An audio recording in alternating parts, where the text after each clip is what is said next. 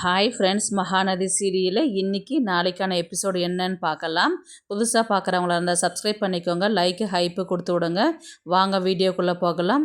நேற்றுக்கு எபிசோடு எதில் முடிச்சிருப்பாங்கன்றது பார்த்தீங்கன்னா, இவர் விஜயும் காவேரி வீட்டுக்கு போகும்போது பேசிக்கிட்டு போவாங்க இல்லையா, உங்கள் ஒய்ஃபை எப்படி லவ் பண்ணீங்க, எப்படி கல்யாணம் பண்ணிக்கிட்டீங்க, அந்த கதையை சொல்லுங்கள் அப்படின்னு சொல்லிட்டு காவேரி கேட்பாங்க.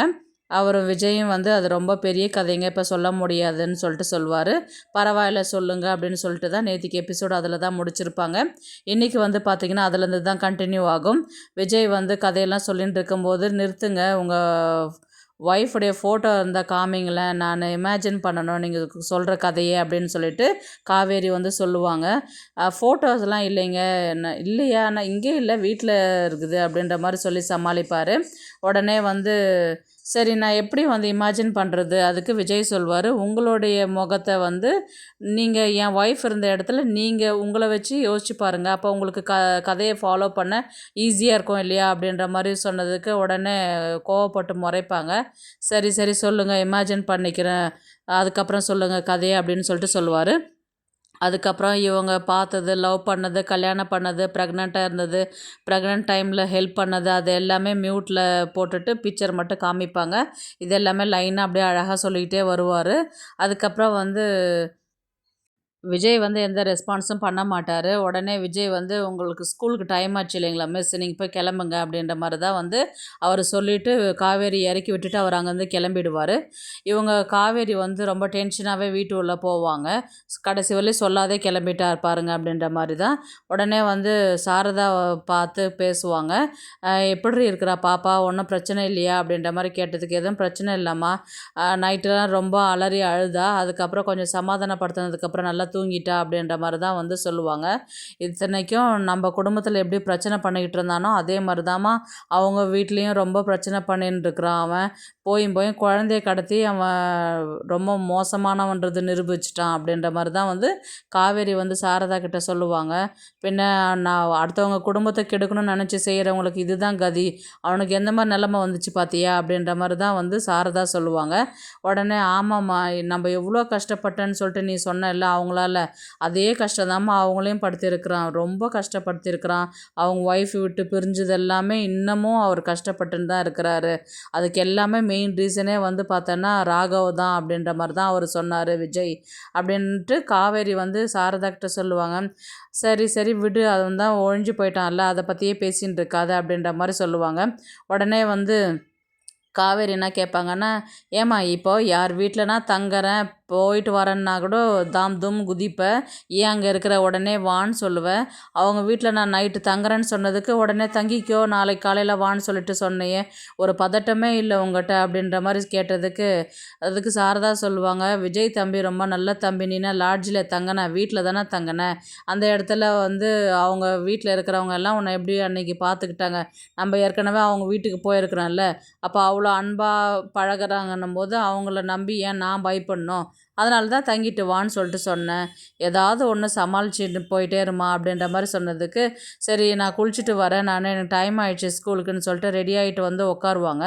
காவேரி எது முணுமுணுத்துக்கிட்டே இருப்பாங்க. என்னடி வாய் உள்ளாரே பேசின்னு இருக்கிற, எதுவாக இருந்தாலும் தெளிவாக கேளு, என்ன திட்டின்னு இருக்கிறே இல்லை சாப்பாடு நல்லா இல்லையா அப்படின்ற மாதிரி கேட்டதுக்கு, அதெல்லாம் ஒன்றும் இல்லைம்மா, இவர் விஜய்கிட்ட நான் கேட்டேன், என்னை நோஸ் கட் பண்ணிட்டார், ரொம்ப திமிர் பிடிச்ச ஆளாக இருக்கிறாரு அவர் அப்படின்ற மாதிரி தான் சொன்னதுக்கு, ஏன்டி அவர் நல்ல தம்பி, அதை போய் நான் திமிர் பிடிச்சவன்னு சொல்கிறேன் அப்படின்னு சொன்னதுக்கு, இல்லைம்மா நான் காரில் வரும்போது எப்படி உங்களுடைய லைஃப் என்ன லைஃபு, எப்படி கல்யாணம் பண்ணீங்க அதெல்லாம் நான் கேட்டதுக்கு,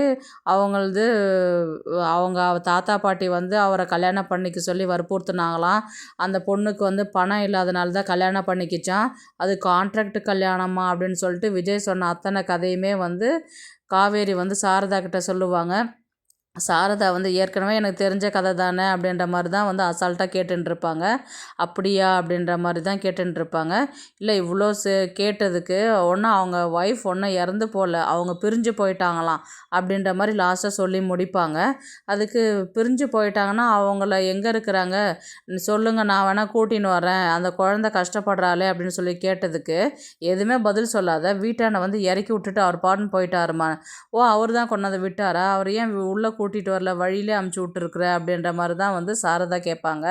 அடா அதுவாப்பா இப்போ முக்கியம், நான் கேட்டதுக்கு அவர் பதில் சொல்லாத போயிட்டாருன்னு சொல்லிட்டு நான் அதை கேட்டுன்னு இருக்கிறேன் அப்படின்ற மாதிரி சொன்னதுக்கு உடனே சாரதா வந்து என்ன சொல்லுவாங்கன்னா, அப்படியாடி, இப்போ உனக்கு டைம் ஆகலையா, ஸ்கூலுக்கு போகலையா அப்படின்னு சொல்லிட்டு சொன்னதுக்கு, ஏம்மா அவர் மாதிரி நீயும் பதிலே சொல்லாத கிளப்பி விட்ற அப்படின்ற மாதிரி சொன்னதுக்கு, டைம் ஆயிடுச்சு கிளம்புடி அப்படின்னு சொல்லிட்டு இவங்க காவேரி கிளம்பி போகும்போது சாரதா வந்து என்ன சொல்லுவாங்கன்னா, உன் குடும்பத்தில் நீ போய் சேர்றதே வந்து அதே கதையாக என்கிட்டயே சொல்கிறியடி, நீ சீக்கிரமாக அவங்களோட சேர்ந்துட்டு சந்தோஷமாக வாழணும்.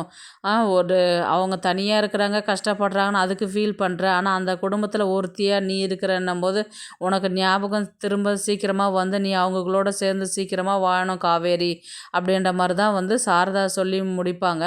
அடுத்தது பார்த்திங்கன்னா சோமு தான் காமிப்பாங்க. சோம்பு, அன்பரசு, ராதாலாம் வந்து பேசின்னு இருப்பாங்க. அன்பரசு தான் சொல்லுவார், என்னம்மா ஏதோ முக்கியமான விஷயம் பேசணும்னு சொல்லிட்டு வர சொன்னீங்க, இப்போ அமைதியாகவே இருக்கிறீங்களே அப்படின்ற மாதிரி சொன்னதுக்கு சோமு வந்து சொல்லுவார், ஆமாம் மாப்பிள்ள, இது மாதிரி நேத்திக்கு பாப்பா அடிபட்ட போது காவேரி இல்லைன்னா நம்மளால் அவளை சமாதானப்படுத்திருக்கவே முடியாது. நம்ம எத்தனை பேர் எவ்வளோ நேரம் பேசணும், அவள் சமாதானமே ஆகலை. கடைசியில் காவேரி சொன்ன அடுத்த செகண்டே அவள் அமைதியாகிட்டு தூங்க ஆரம்பிச்சிட்டா அப்படின்ற மாதிரி சொன்னதுக்கு இவங்க அவள் அம்மான்னு தெரியாது, இவள் குழந்தைன்னு தெரியாது, ஆனால் ஒருத்தர் அவ்வளோ அந்யோன்யமாக பாசத்தோட அன்போடும் இருக்கிறாங்கல்ல, அதை பார்க்கும்போது பெருமையாக இருக்குது அப்படின்ற மாதிரி தான் வந்து சொல்லுவாங்க. உடனே அன்பரசு, ஆமாங்க மாமா, நேத்திக்கு உண்மைதான் மாமா, நானும் அதை ஒத்துக்கிறேன். ஏன்னா நேத்திக்கு நாம் எல்லாருமே குழந்தைய தேடிட்டு போகும்போது எங்களை விட காவேரிக்கு தான் வந்து ஒரு பதட்டத்தோடு இருந்தா, ஒரு பயத்தோடு இருந்தா, அம்முவை கண்டுபிடிச்சிட மாட்டாமா, அவளை பாத்திர மாட்டாமா அப்படின்னு சொல்லிட்டு ரொம்பவே அதிக ஒரு பயத்தோடு இருந்ததே காவேரி தான். அவளை பார்த்ததுக்கப்புறம் தான் வந்து காவேரிக்கே வந்து உயிரே வந்தது. அதை நான் வந்து இல்லைன்னு சொல்லவே முடியாது, நான் நேரடியாகவே பார்த்தேன் நான் அப்படின்ற மாதிரி தான் அன்பரசு சொல்லுவார். பழசெல்லாம் அவளுக்கு ஞாபகம் இல்லைன்னாலும் அவளை மீறி ஒரு துடிப்பு, ஒரு பாசம் வந்து அம்மு மேலே இருக்குதுன்றதை நான் நேற்று தான் பார்த்தேன் நான் அப்படின்றதையும் சொல்கிறாரு. உடனே வந்து சோமு வந்து என்ன சொல்கிறாருன்னா, காவேரி உயிரோடு இருக்கிறது தெரிஞ்சதுக்கு அப்புறம் தான் வந்து விஜய் முகத்தில் சிரிப்பே வந்தது. இத்தனை வருஷத்தில் அவன் சிரித்து நான் பார்த்ததை விட இப்போ தான் அவன் ரொம்ப சந்தோஷமாகவே இருக்கிறான். அவன் சந்தோஷம் தான் நமக்கு முக்கியம் அப்படின்ற மாதிரி தான் வந்து சோமு சொல்கிறாரு. நம்ம அம்மாவையும் பாருங்கள், அவளும் காவேரி கூட இருக்கும்போது அவளும் சந்தோஷமாகவே இருக்கிறா இல்லையா அப்படின்றதையும் சொல்கிறாரு. அந்த சந்தோஷம் நான் அவங்களுக்கு நிரந்தரமாக இருக்கணும்னு நினைக்கிறேன் மாப்பிள்ள. அதை பற்றி தான் உங்ககிட்ட பேசுகிறதுக்கு நான் உங்களை கூப்பிட்டேன் அப்படின்ற மாதிரி தான் வந்து சோமு சொல்கிறாரு.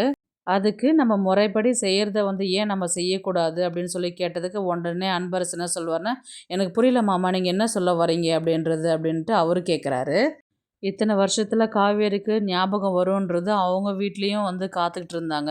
ஆனால் இனியும் ஞாபகம் வருமான்றதும் எனக்கு தெரியல. எதுக்காக அதுக்காக காத்துன்ட்ருக்கணும் சொல்லுங்கள் பார்க்கலாம் அப்படின்ற மாதிரி இப்போ புரியல மாமா, என்ன சொல்ல வரீங்கன்னு. ஏன் நம்ம வந்து காவேரியை வந்து திரும்பவும் சாரதா கிட்ட சொல்லி பொண்ணு கேட்டு கல்யாணம் பண்ணி வைக்கக்கூடாது விஜய்க்கு, அவளுக்கு ஞாபகம் வந்தாலும் சரி ஞாபகம் வரலனாலும் சரி அப்படின்ற மாதிரி சொன்னதுக்கு உடனே ராதா வந்து, அப்பா எனக்கு ரொம்பவே சந்தோஷமாக இருக்குது இந்த விஷயத்த கேட்குறதுக்கு. திரும்பவும் இந்த மாதிரி நடந்தால் எனக்கு எதுவும் பிரச்சனையே கிடையாது. ஏன்னா ஆரம்பத்தில் பசுபதியாலும் ராகவால தான் பிரச்சனையாக இருந்தது. இப்போ அவங்களால எந்த பிரச்சனையும் இல்லைன்னும் போது எதுக்கு அவங்க இன்னும் பிரிஞ்சு இருக்கணும். அவளுக்கு ஞாபகம் வருதோ வரலையோ, பேசாத நம்ம சாரதா கிட்ட பேசி நம்ம திரும்பவும் வந்து விஜய்க்கு காவேரியை கல்யாணம் பண்ணி வச்சிடலாமே அப்படின்ற மாதிரி வந்து சொன்னதுக்கு, இது ரொம்ப நல்ல விஷயமாம்மா, இதை வந்து நம்ம ஃபஸ்ட்டு சாரதா கிட்ட பேசுவோம். உடனே அன்பரசு வந்து, நீங்கள் விஜய்கிட்ட பேசுனீங்களா மாமா அப்படின்ற மாதிரி கேட்டதுக்கு, இல்லைப்பா, நம்ம பெரியவங்களாம் பேசி முதல்ல கன்சல்ட் பண்ணிவிட்டு அதுக்கப்புறம் வந்து அவங்ககிட்ட சொல்ல போகிறோம். அவன் என்ன வேணாம் நான் சொல்ல போகிறான், காவேரி கல்யாணம் பண்ணிக்கிறதுல அவனுக்கு சந்தோஷம் தானே அப்படின்ற மாதிரி தான் வந்து அன்பரசு வந்து சொல்லுவார். நல்ல விஷயந்தான் மாமா அப்படின்ற மாதிரி தான் வந்து இவங்க அதை பேசி முடிப்பாங்க. உடனே பாப்பாவை தான் காமிக்கிறாங்க. அவள் வந்து பயந்துக்கிட்டு அமைதியாகவே உட்காண்ட்ருந்தா. விஜய் வந்து சாப்பாடு ஊட்டி விட்றதுக்கு போனார். அவ போகும்போது, அம்மு சாப்பிடு, நேற்று நைட்டுக்கும் சரியாக சாப்பிடவே இல்லை, சீக்கிரமாகவே நீ தூங்கிட்ட, சாப்பிடு அப்படின்னு சொல்லி சொன்னதுக்கு, நான் எனக்கு வேண்டாம்ப்பா அப்படின்ட்டு அவள் பாப்பா சொல்லுவாள். எனக்கு ரொம்ப பயமாக இருக்குதுப்பா அப்படின்னு சொல்லிட்டு சொல்லுவாள். எதுக்கும் பயப்படாதடா, நான் தான் அப்பா கூடவே இருக்கிறேன்ல அப்படின்ற மாதிரி தான் வந்து சொல்லுவார். உடனே வந்து அவரை வந்து அந்த மாமாவை வந்து போலீஸ் அங்கிள் வந்து பிடிச்சின்னு போயிட்டாரு. இனி அவராலையும் மற்ற பிள்ளைங்களையும் அந்த மாதிரிலாம் அவர் கூப்பிட்டுன்னு போக மாட்டார். உன்னையும் வந்து இனி கூப்பிட்டுன்னு போக மாட்டார். அவரை வந்து போலீஸ் மாமா வந்து அங்கிள் வந்து கூட்டிகிட்டு போயிட்டாரு. இனி வந்து அந்த மாமா உன்னை வந்து அது மாதிரிலாம் உன்னை டிஸ்டர்ப் பண்ண மாட்டாங்க அப்படின்ற மாதிரி தான் வந்து விஜய் சொன்னதுக்கு, அப்படியாப்பா இனி வரமாட்டாரா அப்படின்னு சொல்லி கேட்டதுக்கு, இனி வரமாட்டார்மா, அந்த அங்கிளால் உனக்கு எதுவும் ப்ராப்ளம் வராது, நீ பயப்படாத, தைரியமாக இரு அப்படின்ற மாதிரி தான் வந்து விஜய் சொல்லுவார். சரிப்பான்னு சொல்லிட்டு பாப்பா சாப்பிட ஆரம்பிச்சிருவா. அப்படியே இன்றைக்கான எபிசோட முடிச்சிருவாங்க. நாளைக்கு வந்து பார்த்தீங்கன்னா, சாரதாவையும் காவேரியும் தான் காமிக்குவாங்க. காமிச்சிட்டு அவங்க என்ன பேசுவாங்கன்றது பார்த்தீங்கன்னா, இந்த மாதிரி ஏற்கனவே வந்து ஒருத்தவங்க பொண்ணு பார்த்துட்டு போனாங்கல்ல காவேரிய, அவங்க வந்து பொண்ணு கேட்குறதுக்கு திரும்பவும் கால் பண்ணி, "என்னங்க பொண்ணுக்கு சம்மந்தமா? இல்லை நாங்கள் நிச்சயம் பண்ண வரட்டுமா?" அப்படின்ற மாதிரி அவங்க கேட்பாங்க. இல்லைங்க, இப்போ எனக்கு வந்து விருப்பம் இல்லைன்னு சொல்லிட்டு பொண்ணு சொல்லிட்டா, நீங்கள் வேறு இடம் பார்த்துக்கோங்க, தப்பாக நினச்சிக்காதீங்க அப்படின்ற மாதிரி சொன்னதுக்கு, "அதுக்கு என்னங்க பரவாயில்ல" அப்படின்னு சொல்லிட்டு அவங்க ஃபோனை வச்சுருவாங்க. காவேரி ஸ்கூலுக்கு போயிட்டு வந்து இந்த மாதிரி நடந்த விஷயத்த வந்து சாரதா வந்து சொல்லுவாங்க. "அப்படியாம்மா, வேணான்னு சொல்லிட்டியா? ரொம்ப சந்தோஷம். என்ன காரணம் சொல்லி நீ அவங்கள வந்து வர வேணான்னு சொல்லிட்ட நீ?" அப்படின்னு சொல்லி கேட்டதுக்கு, "இல்லை, எங்கள் சொந்தக்காரவங்க ஒருத்தவங்க ஆல்ரெடி பொண்ணு கேட்டு போயிருக்கிறாங்க. அவங்க இத்தனை நாளாக சம்மதம் சொல்லாத இருந்தாங்க. இப்போ சம்மதம் சொல்லிட்டாங்க. அதனால் அவங்களுக்கே நாங்கள் என் பொண்ணை கொடுக்குறோன்னு சொல்லிட்டு தான் நான் வந்து அவங்கக்கிட்ட வேணான்னு சொல்லிட்டேன்னு." "பரவாயில்லையம்மா, அப்படியே செகண்டுக்கு நீ பொய் சொல்லி அவங்கள சமாளிச்சிட்ட, பரவாயில்லையே" அப்படின்ற மாதிரி சொன்னதுக்கு, "பொய் இல்லடி, உண்மைதான்" அப்படின்னு சொல்லிட்டு சொன்னதுக்கு, "என்னது உண்மையா? யார் வந்து சொந்தக்காரங்க என்னை பொண்ணு கேட்டுட்டு போனாங்க? சொல்லு பார்ப்போம்" அப்படின்ற மாதிரி வந்து காவேரி கேட்குறாங்க சாரதா கிட்ட. உடனே சாரதா வந்து என்ன சொல்கிறாங்கன்னா, "விஜய் தம்பி தான் வந்து அவங்க வீட்டிலேருந்து வந்து உன்னை பொண்ணு கேட்டுட்டு போனாங்க.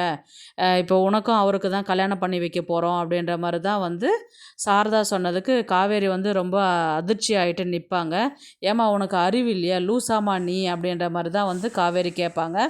ஏன்னா அவங்க ஒய்ஃபு ஏற்கனவே அவருக்கு கல்யாணம் ஆயிடுச்சு இல்லையாம்மா அப்படின்ற மாதிரி தான் ஃபஸ்ட்டு சொல்லுவாங்க. 2வது அவங்க ஒய்ஃபு வேறு உயிரோடு இருக்கிறாங்க, சண்டை போட்டுட்டு பேசாத இருக்கிறாங்கன்னு தானே சொன்னாங்க.